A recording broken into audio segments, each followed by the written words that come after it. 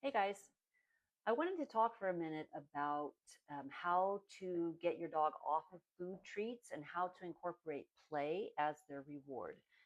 The reason for doing this is that you'll get a lot more energy and enthusiasm out of your dog. You won't have your dog dependent on the treats in order to behave themselves or follow commands. And the more you play with them the right way, the better your engagement with them. And so ultimately, what that means is the more they want to please you versus just get a treat from you. There's a big difference. So we want to make sure our dogs are engaging with us in a productive way rather than just looking at us as a treat dispenser. That's not what we want to be. So we're going to take a look at Hazel. She's a 4-month-old, adorable little pup, and she is working on a variety of different skills at this point in her very young life. But I want to show you how she responds to the treats as opposed to the toys. So with the treats, what you can see is that she is completely focused on the getting the treat, but she's not really tuned into me that much. So, in other words, I can tell her to do something, she'll do it, but the entire time, half of her brain is on that where is the food setting. And it literally, from a scientific standpoint, taps into a different part of a dog's brain. Just like so, if we can eliminate the treats completely, great. So, do I use treats in training? Yes, I do. Absolutely. I use them as a lure to lure a dog into a position. I will use them as a treat for sure, as a reward.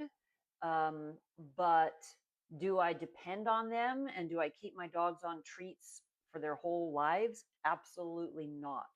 Absolutely not. That is doing a disservice. And in my opinion, it's kind of sloppy training. I want a dog that works because they want to please me, that wants to engage with me, that is happy to do the task at hand for the sake of doing it, not for the sake of earning food. So I use them, I get rid of them as quickly as possible. So as soon as a dog knows a command, I don't need to give him food treats anymore. As soon as he knows a position, I don't need to give him food treats. My reward is always praise, affection, and then play in whatever manner that particular dog likes to play. In this next clip, you'll see that Hazel is being rewarded with play. 90% of this session is play. But if I can throw in 10% worth of practicing the skills, now let me be very clear. I'm not teaching her a sit at this stage. I'm practicing the sit. I'm kind of proofing it. I'm cementing it in her head.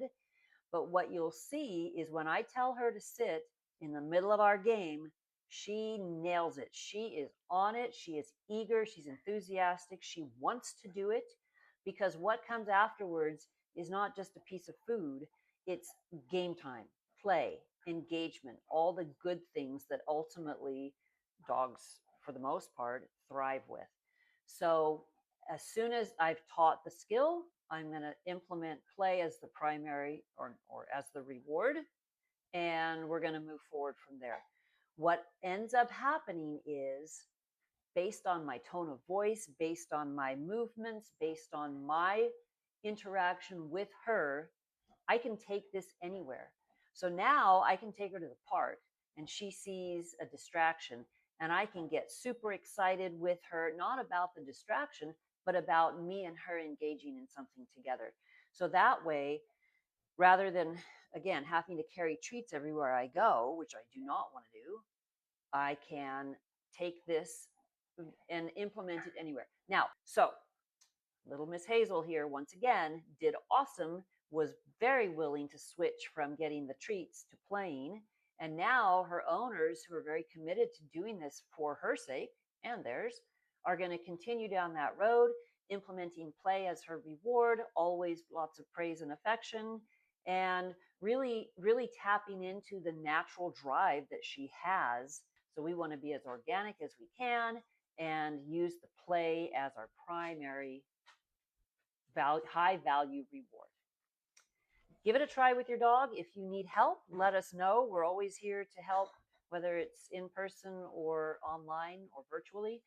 But it's well worth exploring no matter what stage your dog is at to find ways to implement play as reward number one.